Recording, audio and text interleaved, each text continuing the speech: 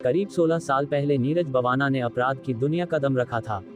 इसके बाद उसने पीछे मुड़कर नहीं देखा। दिल्ली एनसीआर में गैंगस्टर नीरज बवाना का नाम किसी खौफ से कम नहीं है। नीरज दिल्ली के बवाना गांव का रहने वाला है। वो अपने सरनेम की जगह अपने गांव का नाम लगाता है।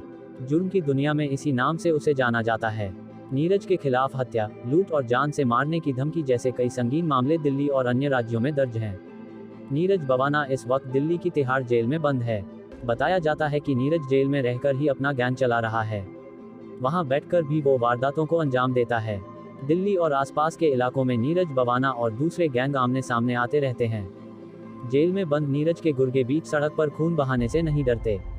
दुश्मन गैंग के लोगों को मारने से भी उन्हें कोई गुरेज नहीं है। दिल्ली के बाहरी इलाके में कई छोटे मोटे गैंग सक्रिय रहे हैं, लेकिन नीरज बवाना का गैंग इस वक्त दिल्ली का सबसे बड़ा गैंग माना जाता है। नीरज भले ही तिहाड़ जेल में बंद है, लेकिन नीरज के गुर्गे जेल के बाहर उसके एक इशारे पर कोई भी वारदात को अंजाम दे सकते हैं। जराइम की दुनिया में उसका सिक्का चलता है। नीरज बवाना गैंग के दुश्मनों की भी कमी नहीं है।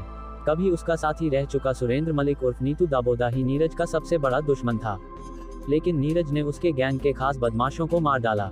24 अक्टूबर 2013 को दिल्ली के वसंत कुंज इलाके में नीतू दाबोदा भी स्पेशल सेल के साथ मुठभेड़ में मारा गया।